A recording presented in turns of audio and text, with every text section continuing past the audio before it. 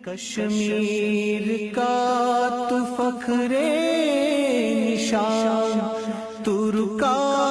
نہیں تجھ کا نہیں، افضل تو میرے مہرباں،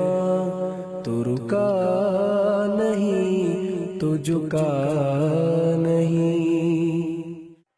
9 فروری کشمیر کی تاریخ میں ایک اور المناک دن کے طور پر درج ہے۔ 2013 میں اسی روز بھارتی استعمار نے ایک بے گناہ کشمیری محمد افضل گورو کو بھارتی پارلیمنٹ پر حملے کے ایک جھوٹے اور من گھڑت کیس میں ملوث کر کے پھانسی پر چڑھایا، اور یوں کشمیری قوم کو ایک اور گہرا زخم دیا جو کبھی منتقل نہیں ہو سکتا۔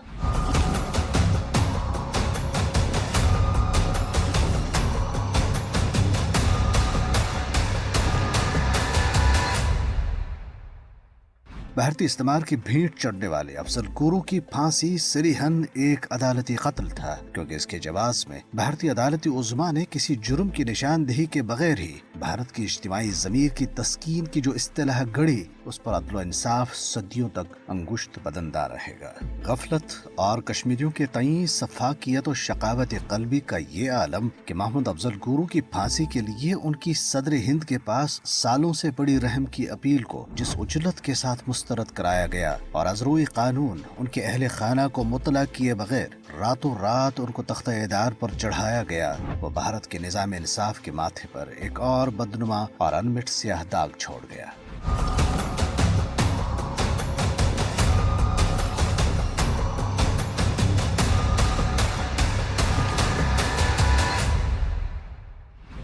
اس سے بھی شرمناک بات یہ کہ مقبول بٹ کی طرح مظلوم شہید کی میت تہاڑ جیل کے احاطے میں ہی چپکے سے دفنا دی گئی۔ محمد افضل گورو کون تھے، کس طرح انہیں اس ڈرامے پر مبنی کیس میں پھنسایا گیا، اور اس ڈرامے کے اصل محرکات کیا تھے، یہ جاننا بہت ضروری ہے۔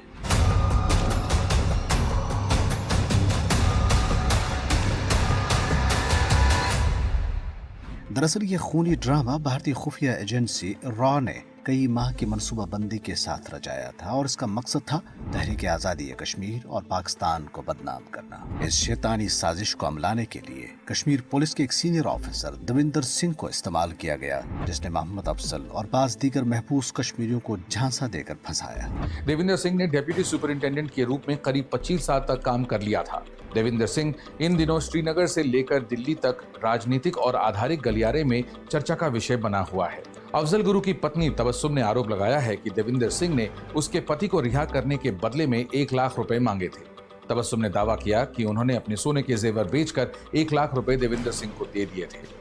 آپ کو بتا دیں کہ افضل گورو نے اس وقت بیان دیا تھا کہ اسے دیویندر سنگھ نے ہی محمد کو نئی دلی لے جانے کے لیے کہا تھا۔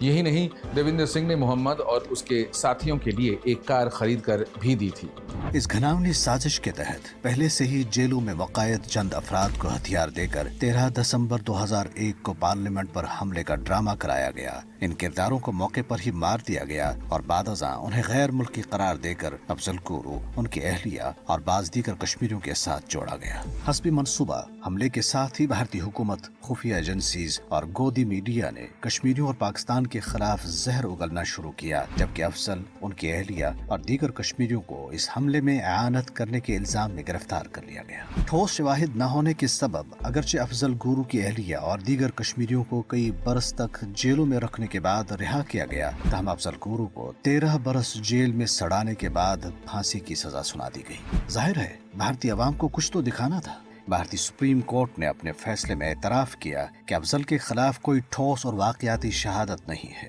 مگر اس کے باوجود ان کی پھانسی کا پروانہ یہ کہہ کر جاری کیا گیا کہ اس سے بھارت کے اجتماعی ضمیر کو تسکین ملے گی۔ انصاف کی تاریخ میں اس سے پہلے کبھی ایسی تعویل نہیں گڑھی گئی۔ اس سے ٹھیک 29 سال پہلے اسی تہاڑ جیل میں کشمیریوں کے ایک عظیم لیڈر محمد مقبول بٹ کو بھی یہ سمجھ کر تختہ اعدام پر چڑھایا گیا تھا کہ اس شیر کی دھاڑ یہیں ختم ہوگی، مگر صرف 6 برس بعد ہی کشمیر کے ایک نوجوان نے مقبول بٹ کا ایک نیا روپ دھار کر مزاحمت کی وہ تحریک برپا کی جسے بھارت 34 برسوں سے 10 لاکھ فوج، बेपनाह वसाइल और चांक्याई हरबों के बेमहार इस्तेमाल के बावजूद दबा न सका। जहाँ तक अफजल गुरु का ताल्लुक है तो भारतीयों ने सच पूछिए तो एक आम और पुरअमन कश्मीरी को अपनी इस्तेमालियत की भेंट चढ़ाकर वो हीरो और वो सितारा बना दिया जो कश्मीर के आसमान पर हमेशा चमकता रहेगा और अपनी मजलूम कौम के नजरिए को मजबूती और जज्बा व आज़म को हरारत फराहम करके उसे ताहुसूल आज़ादी भारतीय साम्राज्य के खिलाफ मुज़ाहिमत पर आमादा रखेगा।